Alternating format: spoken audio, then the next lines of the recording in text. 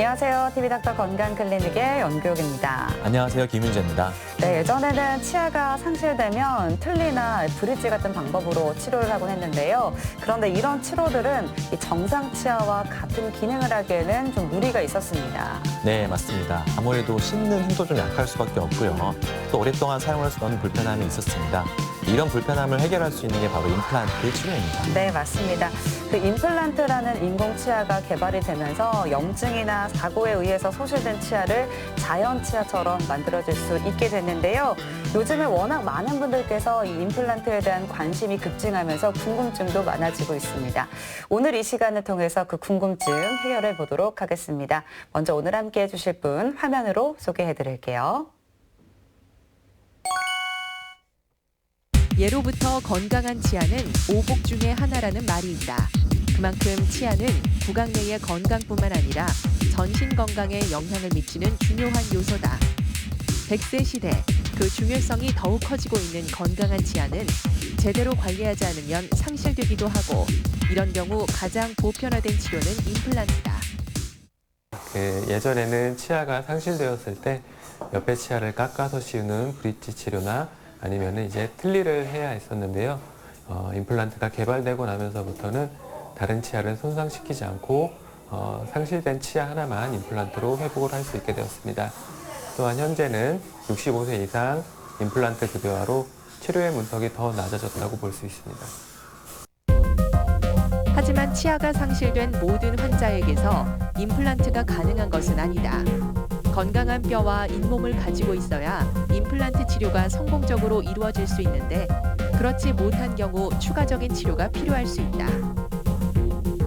치주염 등으로 잇몸뼈가 녹은 경우에는 잇몸뼈 이식이 필요합니다.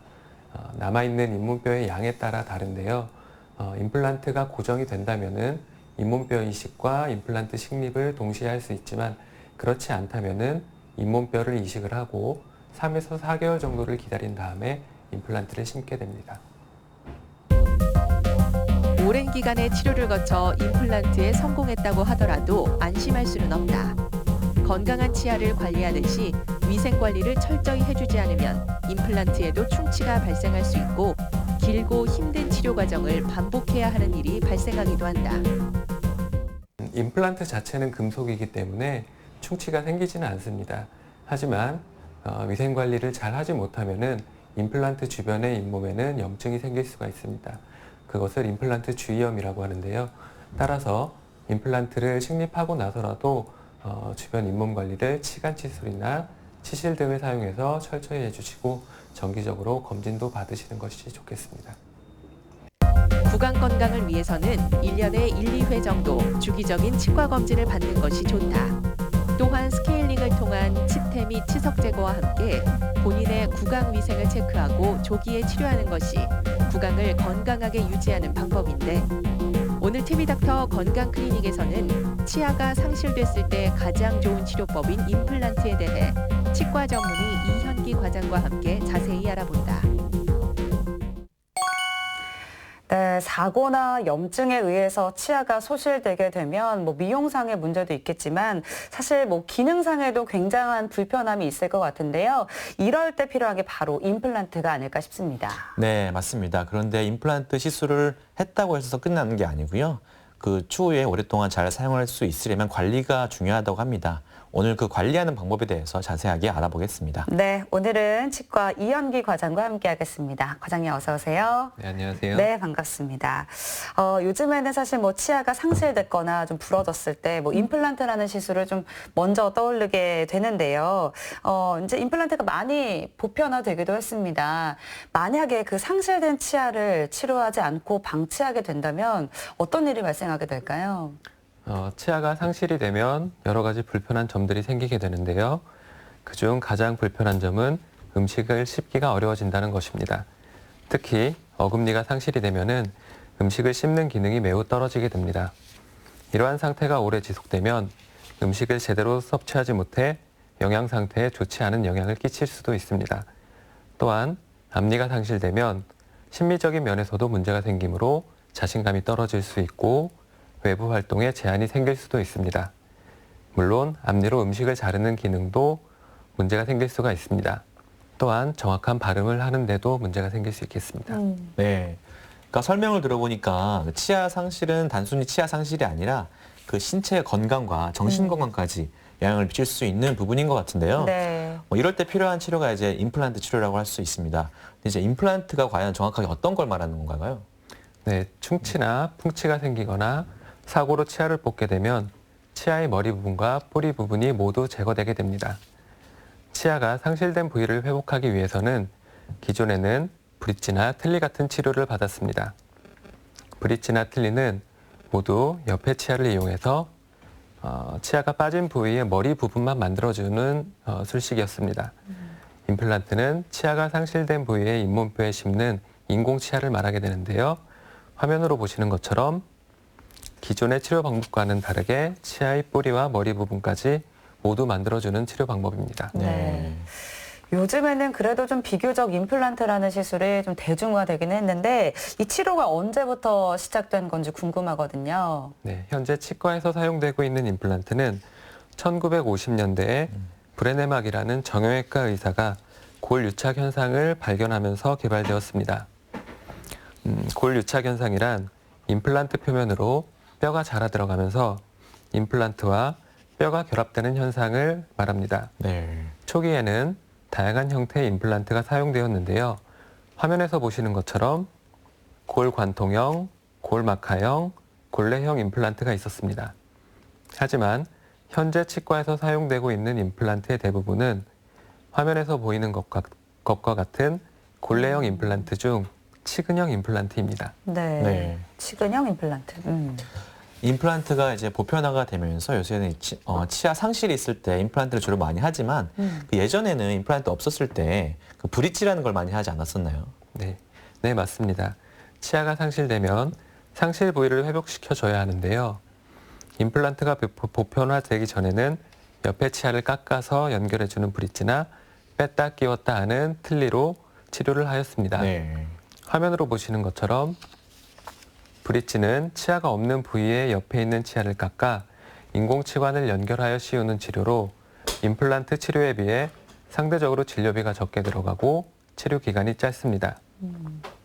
틀니는 치아가 없는 부위의 인공치아들을 금속 뼈대로 연결하여 잇몸을 덮게 되는 치료로 브릿지와 마찬가지로 임플란트 치료에 비해 진료비가 적게 들어가고 치료 기간이 짧습니다. 네. 근데 이제 뭐 브릿지나 틀니 같은 이런 방법들도 있었지만 사실 이런 치료들에는 뭐 문제점이 있었기 때문에 아마 임플란트가 좀 개발이 되지 않았을까 싶은데요. 네, 맞습니다. 모든 치료에는 장단점이 있기 마련인데요. 브릿지는 옆에 치아를 깎아야 하기 때문에 치아에 시린 증상이 발생이 될 수 있습니다. 그 정도가 심하면 신경치료가 필요할 수도 있습니다. 틀니는 완전히 고정된 것이 아니기 때문에 식사나 말을 하는 도중에 탈락이 될 가능성이 있습니다. 네. 또한 입천장이나 잇몸을 틀니가 덮게 됨으로써 이물감이 있을 수도 있고 자연 치아에 비해 씹는 힘도 약할 수밖에 없습니다. 네. 그러면 구체적으로 이제 어떤 경우에 임플란트를 하게 되나요? 치아가 상실된 경우에 임플란트 치료를 고려를 하게 됩니다. 치아가 부분적으로 상실이 되었는지 아니면 전부 상실되었는지에 따라 치료 계획이 달라지게 되는데요. 네. 또한 기존에 틀니를 사용하고 계셨는데 틀니가 잘 빠져서 사용하기 어려운 경우, 틀니 때문에 잇몸에 상처가 쉽게 생기는 경우, 또 틀니의 탈락을 유발하는 경우, 그리고 틀니를 사용하면 구역감이 있는 경우에도 임플란트 식립을 고려를 하게 됩니다. 네. 그러면 반대로 임플란트 시술을 받을 수 없는 경우도 있을까요? 네, 구강 내에 급성의 감염이 있는 경우, 그리고 전신적으로 말기 질환이 있는 경우, 그리고 임신 중인 경우, 조절되지 않는 대사 질환이 있는 경우, 그리고 식립받을 부위에 방사선 치료를 받은 경우, 그리고 임플란트 구성 요소에 알러지 반응이 있는 경우에는 임플란트 식립이 어려울 수도 있습니다. 네. 그러면 임플란트는 어떤 구조로 이루어져 있나요? 네, 현재 다양한 임플란트가 사용이 되고 있는데요. 일반적으로 고정체, 지대주, 그리고 인공치관으로 이루어져 있습니다. 화면 보시면 고정체는 잇몸뼈에 식립되는 부분으로 자연치아의 뿌리에 해당이 됩니다. 인공치관은 실제로 입안에서 보여지는 부분으로 자연치아의 머리에 해당이 됩니다.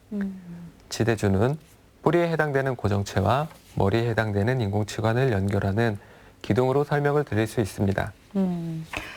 그러면 이런 방식으로 이제 이루어져 있는데 이제 임플란트는 이제 보기에는 밑에도 금속인 것 같고요. 어떤 재료들로 이루어져 있는 건가요? 네, 임플란트는 티타늄이라는 재료로 이루어집니다.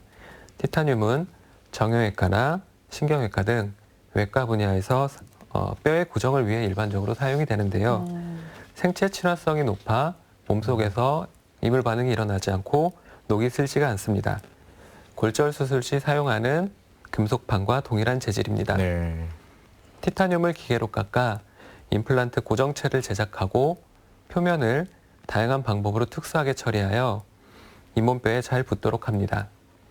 고정체가 잇몸뼈에 부착이 되는 과정을 골유착 과정이라고 하는데요. 특수하게 처리된 고정체 표면으로 잇몸뼈가 자라 들어가는 현상을 말합니다. 예. 네. 또 생각보다 이제 좀 구조가 복잡하게 느껴지는데요. 네. 근데 이 임플란트가 어떤 원리로 이렇게 잇몸뼈에 결합이 되는 건지도 좀 궁금합니다. 네. 앞서 잇몸뼈와 임플란트 표면으로 자라 들어가는 골유착 과정을 통해 임플란트와 잇몸뼈가 결합이 된다고 설명을 드렸습니다.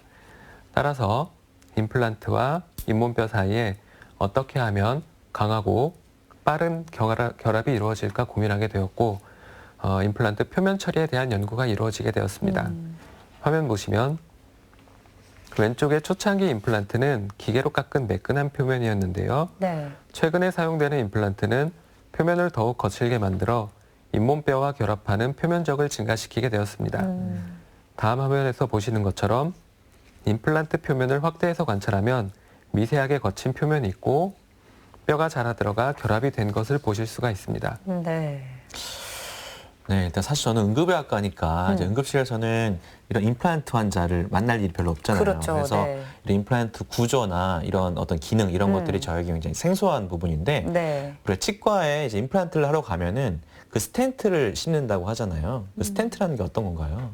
치과에서 이제 사용하는 스텐트는 이제 심혈관 시술에 사용이 되는 스텐트와는 다른 건데요. 네. 예, 임플란트를 이제 잇몸뼈에 식립을 할 때 치과 의사가 미리 계획한 위치에 임플란트를 식립을 해야 합니다. 이때 사용하는 장치가 스텐트입니다. 예. 스텐트는 기성 제품이 아니라 환자분의 치아 형태를 그대로 모형으로 본떠 제작을 해서 만듭니다. 화면으로 보시는 것처럼 모형상에서 치아 상실 부위에 인공치관을 임시로 만들고 그 위치가 방사선 사진에서 보일 수 있도록 금속으로 표시를 해주게 됩니다. 스텐트를 환자분 치아에 끼우고 엑스레이 촬영을 하게 되면 오른쪽 파노라마 사진에서 보이는 것처럼 임플란트를 식립할 위치가 표시가 됩니다. 그 위치에서 잇몸뼈의 높이를 측정하고 손상시키지 않아야 하는 신경이나 상악동 등을 확인하게 됩니다. 임플란트 수술을 할 때에도 스텐트를 환자분 치아에 끼워 입안에서의 식립 위치를 직접 눈으로 확인합니다. 네. 네. 아무래도 이제 그 치료를 시작하기 전에 체크해 봐야 될 것들도 많을 것 같고 생각보다 굉장히 좀 과정들이 복잡하게 느껴지는데요. 수술 과정도 좀 복잡하죠? 어떻습니까? 네, 치료 과정은 환자분 잇몸뼈 상태에 따라서 달라지게 됩니다. 네. 임플란트가 식립이 될 수 있을 만큼 충분한 양의 잇몸뼈가 있는 경우 수술이 매우 간단할 수도 있지만 그렇지 않은 경우 복잡한 수술이 필요할 수도 있습니다. 화면 보시면서 전반적인 치료 과정에 대해 말씀드리겠습니다. 잇몸뼈 이식이 필요한 경우를 전제로 말씀을 드리자면 우선 문제가 생긴 치아를 발치하게 되고 잇몸이 낫기를 기다립니다. 잇몸이 아물게 되면 수술을 진행을 하게 되는데요. 잇몸에 절개를 하여 잇몸뼈를 노출시키고 임플란트 고정체를 식립을 합니다. 이 과정에서 앞서 말씀드린 스텐트가 사용이 됩니다. 고정체를 식립을 하면서 뼈 이식도 같이 해주게 되는데요. 고정체가 흔들릴 정도로 잇몸뼈가 매우 부족한 경우에는 잇몸뼈만 우선 이식을 하기도 합니다. 이런 경우에는 이식된 뼈가 단단해지도록 기다린 후에 나중에 고정체를 식립하기도 합니다. 뼈 이식을 한 후에는 이식된 뼈가 잘 굳어지도록 얇은 막으로 덮어주게 되고요. 잇몸을 봉합을 하게 됩니다. 임플란트 고정체가 잇몸뼈와 잘 붙을 수 있도록 기다린 후에 잇몸을 절개하고 지대줄을 연결하는 간단한 수술을 합니다. 그 후 지대주에 인공치관을 연결하는 보철 치료 과정이 진행이 됩니다. 네, 그 치료 중에 골 이식을 말씀해 주셨는데요. 그 골 이식은 꼭 필요한 과정인가요? 치아가 상실이 되면 상실 부위의 잇몸뼈는 시간이 지날수록 점점 얇아지게 됩니다. 임플란트 고정체는 잇몸뼈 안에 식립이 되어야 하고 잇몸뼈 밖으로 노출이 되면 안 됩니다. 잇몸뼈 밖으로 노출이 되면 뼈 이식이 반드시 필요합니다. 잇몸뼈가 부족한 경우는 높이가 부족한 경우, 폭이 부족한 경우, 그리고 높이와 폭이 모두 부족한 경우가 있습니다. 치아 상실 부위와 잇몸뼈 부족량에 따라 뼈 이식 수술법은 달라질 수가 있습니다. 특히 풍치라고 알려져 있는 만성치주염으로 잇몸뼈가 상당 부분 없어진 경우에는 뼈 이식만 먼저 하고 이식된 뼈가 굳도록 기다린 후에 고정체를 식립해야 하는 경우도 있습니다. 네. 네. 그러면 이제 뼈 이식을 진행하게 될 때 이제 치조골을 이식할 때 어떤 뼈를 이식을 하는 건지도 좀 궁금한데요. 네, 잇몸뼈 이식에 사용되는 뼈 이식 재료는 크게 자가골, 동종골, 이종골, 그리고 합성골로 분류가 됩니다. 자가골은 환자분 본인의 뼈로 다양한 부위에서 채취를 할 수 있지만 임플란트 식립 시 주로 입 안쪽으로 아래쪽 어금니 뒤쪽 부위에서 채취를 합니다. 최근에는 자신의 사랑니나 유지가 불가능한 치아를 발치하여 뼈 이식제로 가공하여 사용을 하기도 합니다. 동종골은 사체에서 채취한 뼈로 면역 반응이 일어나지 않도록 처리하여 사용합니다. 이종골은 소, 돼지, 말 등에서 채취한 뼈로 마찬가지로 면역 반응이 일어나지 않도록 가공하여 사용합니다. 합성골은 인공적으로 합성한 골 대체 물질입니다. 이 중 자가골만이 뼈를 직접 만들어낼 수 있는 능력이 있습니다. 하지만 뼈를 채취하기 위한 부가적인 수술이 필요하다는 점이 단점으로 생각이 될 수 있습니다. 네. 네. 그 치조골 이식 수술에 대해서 조금 더 자세하게 알아보겠습니다. 먼저 그 상악골 거상술이 필요하다고요. 네, 상악동은 쉽게 말씀을 드리자면 위턱뼈와 광대뼈 안에 뼈가 없는 빈 공간입니다. 이곳은 위턱 어금니 뿌리 위쪽에 있는 공간으로 점막으로 덮여 있습니다. 위턱 어금니가 상실되게 되면 상실 부위로 상악동이 점점 커지게 되고 임플란트 식립 시 잇몸뼈의 높이가 부족해질 수 있습니다. 이런 경우 잇몸뼈 이식이 필요한데요. 상악동 점막을 들어 올려 점막 아래쪽으로 뼈 이식을 하게 됩니다. 네, 화면으로 보시는 것처럼 상악동 뼈 이식을 위해서 사용하는 방법은 두 가지가 있습니다. 먼저 치조정 접근법입니다. 뼈 이식이 많이 필요하지 않은 경우에 사용을 하고요. 아래쪽에서 접근하여 상악동 점막을 눈으로 직접 보지 않고 들어 올려 뼈 이식을 합니다. 다른 방법은 측방 접근법입니다. 뼈 이식이 많이 필요한 경우에 사용하고요. 상악동 벽을 옆면에서 갈아내어 점막을 들어 올리고 뼈 이식을 합니다. 상악동 거상술을 하여 뼈 이식을 하고 임플란트 식립을 한 방사선 사진입니다. 왼쪽이 뼈 이식을 하기 전 사진이고요. 오른쪽이라고 임플란트를 식립한 사진입니다. 네. 하얗게 보이는 부분이 이식된 뼈입니다. 네.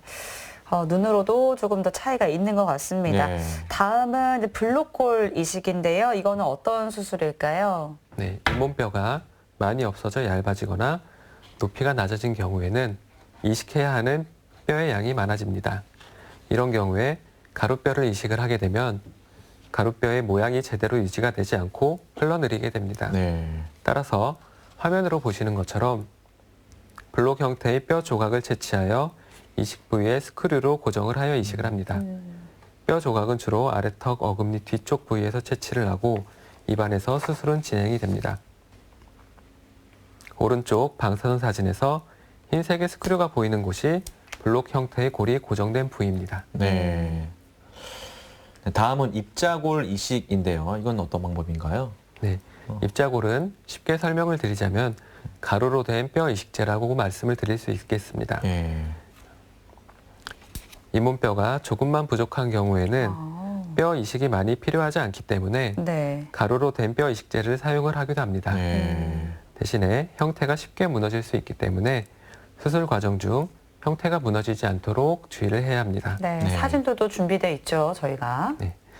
잇몸뼈 이식이 많이 필요한 경우에도 형태가 유지될 수 있는 부위, 예를 들면 웅덩이 형태의 골결순 부위나 상악동 골이식을 하는 경우에도 가루뼈를 사용을 합니다. 가루뼈 역시 자가골, 동종골, 이종골, 그리고 합성골 모두 사용을 할 수가 있습니다. 네. 입자골을 이식한 사진도 좀 보여주시면서 설명을 주실까요? 네, 오른쪽 방사선 사진에서 하얗게 보이는 것들이 이식된 가루뼈입니다. 네. 이렇게 이제 가루를 이용해서 또 입자골 이식까지 설명을 해주셨습니다. 근데 사실 이렇게 이식한 뼈는 이제 내 뼈가 아니잖아요. 우리가 생각할 때. 근데 문제가 생기거나 아니면 뭐 다시 흡수되거나 이런 경우는 없을까요? 네, 뼈 이식제 중에서 자가골을 제외하고는 모두 자기 뼈가 아닙니다. 네. 하지만 뼈 이식제를 가공하는 과정에서 면역 반응을 일으키는 요소들을 제거하고 멸균을 하기 때문에 이식 후 면역 반응이나 감염을 염려하실 필요는 없습니다. 자가골을 포함해서 모든 이식제들은 시간이 지나면 어느 정도 흡수가 되기 때문에 대략적으로 흡수될 양을 예측해서 뼈 이식을 하게 됩니다. 뼈 이식을 하게 되면 잇몸으로 그 부위를 완전히 덮어 봉합을 하게 되는데요. 봉합 부위가 벌어지지 않는 한 큰 문제는 없습니다. 네. 봉합 부위가 벌어지게 되면 이식한 뼈들이 흡수되거나 흩어질 수가 있기 때문에 추가적으로 골이식이 필요할 수 있겠습니다. 네. 네, 그렇군요. 그럼 이제 이렇게 이식한 뼈와 그 우리가 티타늄으로 만든 고정체가 잘 결합하기 위해서는 좀 시간이 좀 많이 걸릴 것 같은데 얼마나 걸릴까요? 네, 이식된 뼈가 완전히 성숙되어 환자분 자신의 뼈로 바뀌는 데는 14에서 16개월 정도가 필요하게 됩니다. 그 기간을 온전히 기다린다면 치료 기간이 너무 길어지게 됩니다. 네. 따라서 음식을 씹을 때 가해지는 하중을 견딜 정도가 되면 임상적으로 골유착이 되었다고 생각을 할 수 있습니다. 그 기간은 보통 고정체 식립 후 3에서 6개월 정도이고요. 고정체 식립 수술 당시 잇몸뼈의 상태에 따라 달라지게 됩니다. 네, 그렇군요. 이제 고정되기까지도 시간이 사실은 꽤 걸립니다. 그러면 좀 주의해야 될 사항들도 있을 것 같은데요. 네, 임플란트 고정체를 식립 후 식립 부위를 잇몸으로 덮어놓는 경우에는 특별히 주의해야 할 것은 없습니다. 다만 뼈 이식을 많이 한 경우에는 가능하면 뼈 이식 부위가 압박되어 형태가 변형되지 않도록 주의를 하는 것이 좋습니다. 또 고정체를 잇몸으로 덮지 않고 노출시켜 놓거나 식립 후 즉시 임플란트 인공치관을 만들어주는 경우가 있는데요. 이런 경우 해당 부위로 직접 음식을 씹지 않는 것이 좋습니다. 임플란트 고정체가 잇몸뼈에 붙기 전에 흔들린다면 고정체 자체가 탈락이 될 수도 있습니다. 네. 그렇군요. 근데 이제 치아가 하나가 상실돼서 임플란트를 하는 경우도 있지만 네. 뭐 사고나 뭐 여러 가지 이유로 여러 개의 치아가 동시에 상실이 돼가지고 맞아요. 여러 개의 임플란트가 필요할 수도 있는데 이런 경우는 이제 그 한 번에 수술을 하는 건지 아니면은 뭐 각각의 시간을 두고 뭐 경과 관찰을 하면서 하는 건지도 궁금하고요. 그런데요.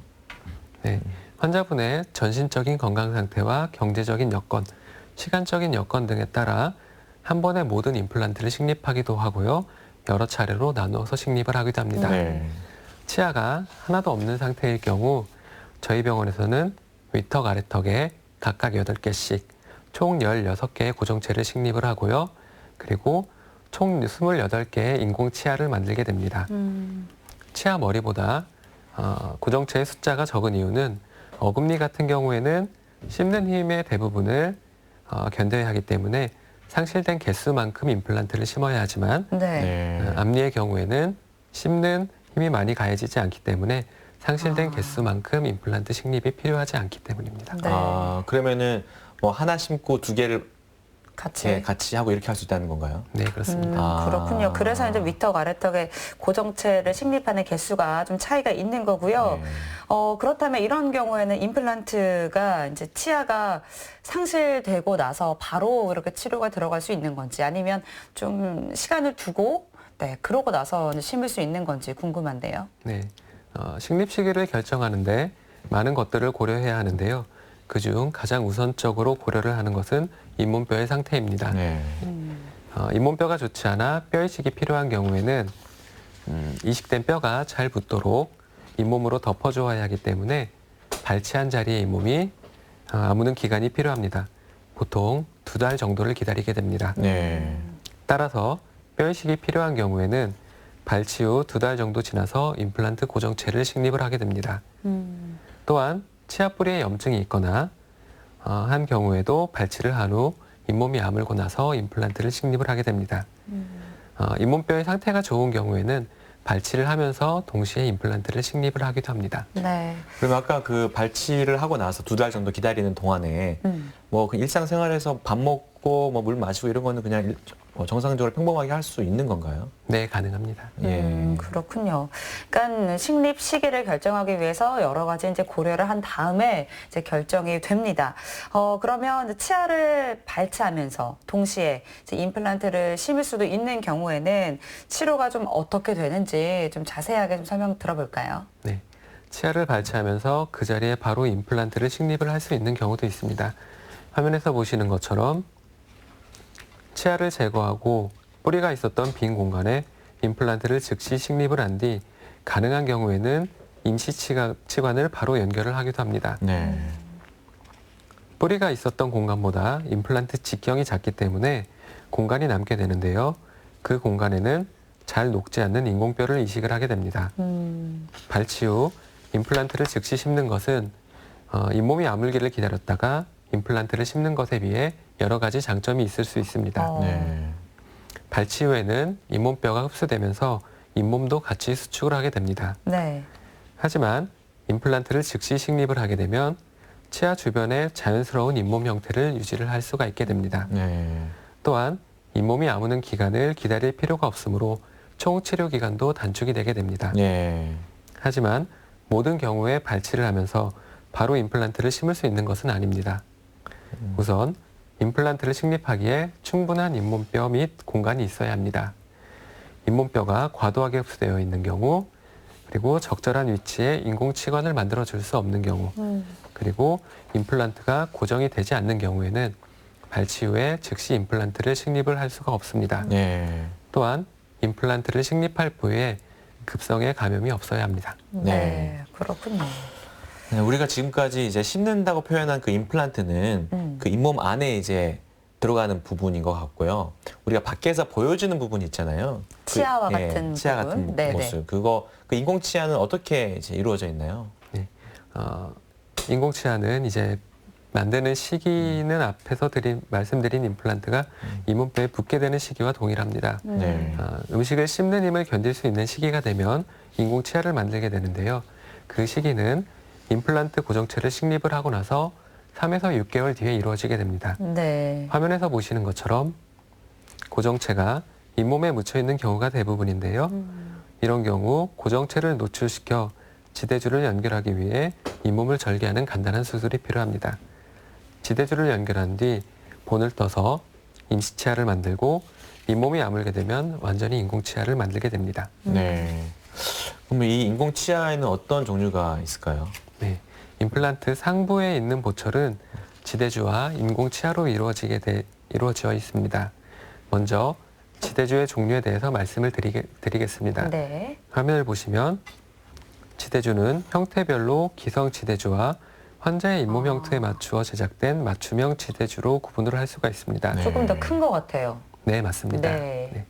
재질별로는 티타늄 지대주와 지르코니아 지대주로 구분을 할 수가 있는데요. 두 지대주의 가장 큰 차이는 색상입니다. 네. 지르코니아 지대주는 금속과는 달리 백색을 띠고 있기 때문에 잇몸을 통해서 금속의 어두운 색상이 비쳐 보이는 현상이 덜합니다. 아. 다음으로 인공치아의 종류에 대해서 설명을 드리겠습니다. 네. 인공치아는 잇몸 위로 보이는 부분이기 때문에 환자분들이 실제로 형태나 색깔에 가장 많은 관심을 보이는 부분이기도 합니다. 네. 인공치아는 크게 지르코니아, 골드, PFM 세 가지 종류로 구분을 할 수 있습니다. 겉으로 보이는 가장 큰 차이는 색깔입니다. 네. 지르코니아는 인공치아 전체가 치아와 유사한 색으로 신미성이 가장 우수하고 강도도 매우 강합니다. 네. 진짜 치아같이 생겼어요. 그러네요. 네, 맞습니다. 단점으로는 강한 강도 때문에 맞닿는 치아에 마모가 생길 수도 있습니다. 아. 그리고 과도한 힘이 가해질 경우 인공치관이 파절이 될 가능성도 있습니다. 네. 그리고 다음으로 골드는 금을 말하는데요. 특유의 색상 때문에 비신미적이라는 단점이 있습니다. 네. 하지만 물리적인 성질이 자연 치아와 유사하고 맞닿는 치아의 마모가 적습니다. 아. PFM은 금속 위에 도자기 재질을 입힌 것으로 네. 골드에 비해 신미적이고 강도도 매우 우수한 편입니다. 네. 하지만 내부에 금속이 있기 때문에 도자기 부위의 투명도가 떨어질 수 있고요. 겉에 씌운 도자기 부분의 재질이 파절이 될 수도 있습니다. 네. 그러면은 그 어떤 게 제일 인기가 많아요? 셋 중에서 사람들이 제일 좋아하시는 선호하는. 선호하시는 네. 연령대에 따라 다르기도 하고요. 네. 아무래도 연세가 있으신 분들은 금이 좋다는 인식 때문에 아. 골드로. 골드로 크라운을 제작을 하기를 네. 원하시고요. 네. 이제 연령대가 좀 젊으신 분들이나 아니면은 보여지는 심미적인 부분에 관심이 많으신 분들은 아무래도 치아와 유사한 지르코니아를 많이 선택을 하십니다. 아까 그 지대주도 있었잖아요. 지대주도 지르코니아 지대주하고 티타늄 티타늄이랑. 지대주. 네. 지르코니아 지대주는 이제 색깔이 하얘니까 네. 밖에서 잘 투명하게 보이지 않고 음. 그 티타늄은 까마니까 밖에서 좀 까맣게 보일 수 있다고 하셨잖아요. 네. 그것도 어떤 걸 선호하시는지 환자분들이 아니면 선생님께서 그 정해주시는 건지 환자분 고를 수 있게 해주는 건지. 앞니 같은 경우에는 아무래도 잇몸 밖으로 비춰지는 부분이 있기 때문에 네. 지르코니아 지대주를 선택을 할 수도 있는데요. 네. 모든 것에는 장단점이 있는 것처럼 지르코니아 지대주도 심미적이라는 장점만 있는 것은 아닙니다. 연결되는 부위에 파절이 발생할 가능성이 있기 때문에 아. 강도를 생각한다면은 오히려 티타늄 지대주가 더 나을 수도 있습니다. 그렇군요. 혹시 가격 같은 거는 뭐 차이가 있나요? 지르코니아와 티타늄. 차이는 없습니다. 비슷하군요. 차이가 없어요. 그러니까 장단점을 좀 아. 비교해서 선호하시는 것으로 네. 치료를 받으시면 될 것 같다는 생각이 네. 들고요. 지금까지는 이제 임플란트로 상실된 치아를 치료하는 것 살펴봤습니다. 근데 이제 치아가 아예 없어서 틀니를 사용하는 어르신들도 많이 계시잖아요. 그럴 경우에는 임플란트가 좀 도움이 되나요? 어떻습니까? 네, 됩니다. 치아가 전부 없는 경우에는 틀니가 탈락이 되기가 매우 쉽습니다. 이러한 현상은 음식 섭취나 대화를 어렵게 하는 등 많은 불편을 초래하게 됩니다. 이런 경우 화면으로 보시는 것처럼 잇몸뼈에 임플란트를 몇 개만 식립을 하여 네. 틀니를 탈부착하게 할 수가 있습니다. 네. 보통 위쪽에는 4개 이상, 아래쪽에는 2개 이상의 임플란트를 식립을 하게 됩니다. 네. 이렇게 하면 틀니가 탈락이 되지 않기 때문에 안정적인 교합을 유지를 할 수가 있고 그리고 환자분의 심리적인 만족도 커지게 됩니다. 예. 네. 그러니까 틀니 같은 경우에는 탈락되는 게 이제 문제점인데 그쵸. 이제 임플란트를 이용해서 이제 탈락되는 걱정을 조금 덜어줄 수 있다 이런 말씀이신 것 같습니다. 그럼 이런 경우에는 수술 시간은 얼마나 걸리는지도 궁금한데요. 좀 오래 걸릴까요? 환자분의 잇몸뼈 상태 그리고 임플란트 개수에 따라서 수술 난이도와 수술 시간이 달라지게 됩니다. 네. 보통 한두 개 정도의 임플란트를 식립을 하면서 뼈 이식을 하는 경우에는 30분에서 1시간 정도면은 수술이 종료가 됩니다. 네. 하지만 상황에 따라 수술하는 데 소요되는 시간은 바뀔 수가 있습니다. 네. 연세가 높으신 분들 80세 뭐 이상 이런 분들도 가능한가요, 수술이? 네, 전신적으로 문제가 없는 경우에는 임플란트 식립에 부적응증이 되지는 않습니다. 네. 그렇군요. 근데 혹시 그 우리가 몸에 이상이 있다거나 다른 질환이 있는 경우에 임플란트 수술이 안 된다 이런 경우가 있을 수 있을까요? 네, 드물지만 그럴 수가 있습니다. 심혈관계 질환, 뇌혈관계 질환 등으로 항혈소판제 또는 항응고제 등을 복용을 하고 계시는 경우가 많습니다. 네. 이런 경우 임플란트 수술로 인해 출혈이 생길 수 있고 지혈이 잘 되지 않을 수 있기 때문에 수술 전 전신 상태를 평가하여 가능한 경우에는 복용하시는 약을 일시적으로 중단을 하셔야 되는 네. 경우도 있을 수가 있겠습니다. 또한 골다공증이 있는 경우 비스포스포네이트 성분의 약을 복용하고 계시는 경우가 있는데요. 이 경우 턱뼈에 상처가 생기는 발치나 임플란트 수술 후 턱뼈에 괴사가 발생일 때 가능성이 있습니다. 네.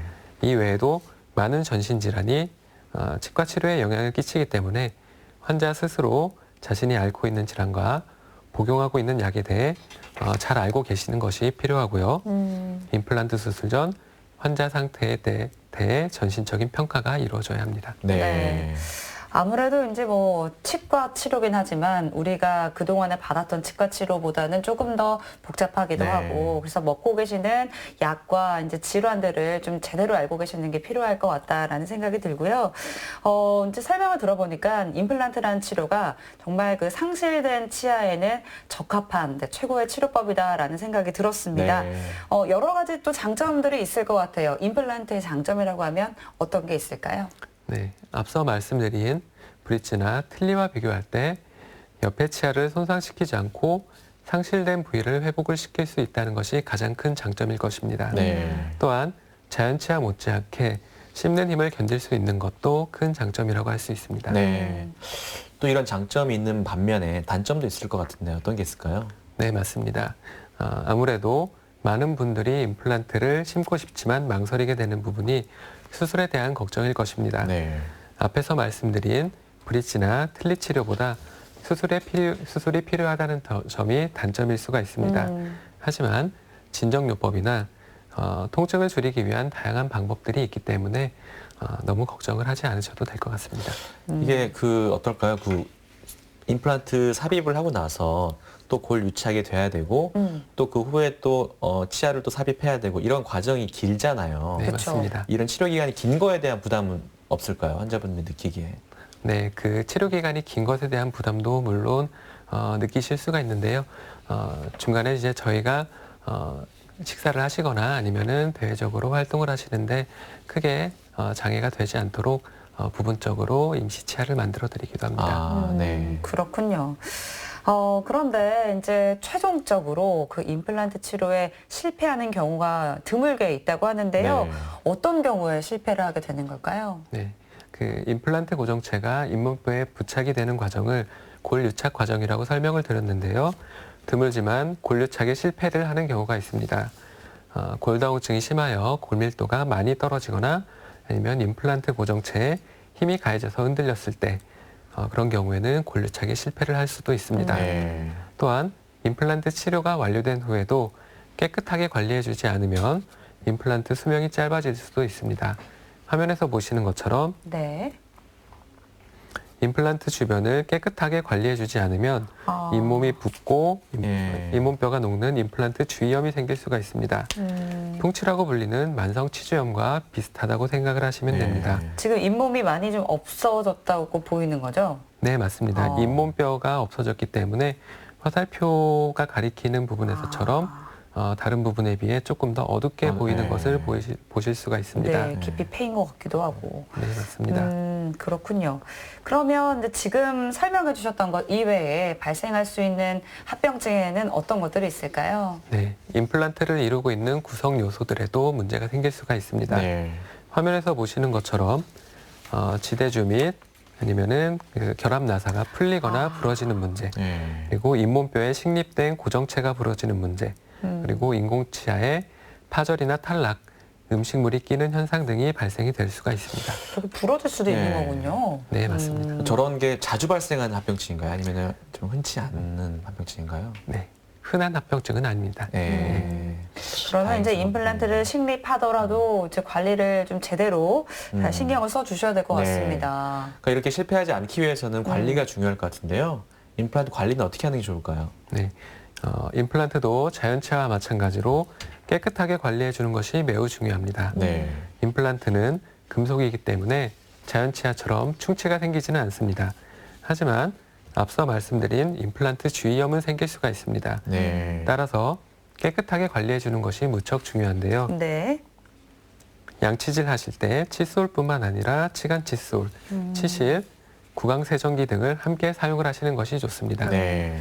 또한 지나치게 단단한 음식을 씹는 경우 자연 치아가 부러질 수 있는 것처럼 임플란트도 깨지거나 부러질 수 있습니다. 아, 장기적인 진찰 또한 중요하기 때문에 6개월 또는 1년 간격으로 치과에 내원하여 잇몸뼈와 임플란트 상태를 살펴보는 것이 중요합니다. 네.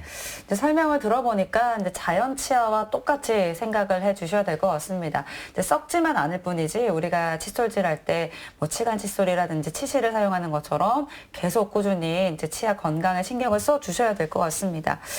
오늘 긴 시간 동안 임플란트에 대해서 좀 알아봤습니다. 마지막으로 정리 말씀 부탁드릴게요. 네. 또 하나의 치아라고 불리는 임플란트 치료가 보편화되면서 치아가 상실된 많은 분들이 혜택을 보시게 되었습니다. 그만큼 임플란트 치료 후 유지 관리도 중요한 부분이 되었습니다. 자연 치아와 임플란트 모두 깨끗하게 관리하셔서 건강한 삶 누리시기를 바랍니다. 네, 오늘은 치과 이현기 과장과 함께 임플란트에 대해서 알아봤습니다. 과장님 오늘 말씀 감사합니다. 감사합니다. 네, 오늘은 임플란트 그리고 또 건강한 치아 관리에 대한 이야기들 나눠봤습니다. 자신의 치아 상태 그리고 잇몸별 상태에 따라서 여러 가지 방법으로 임플란트가 식립이 가능하다는 걸 오늘 시간을 통해서 알 수 있었습니다. 네.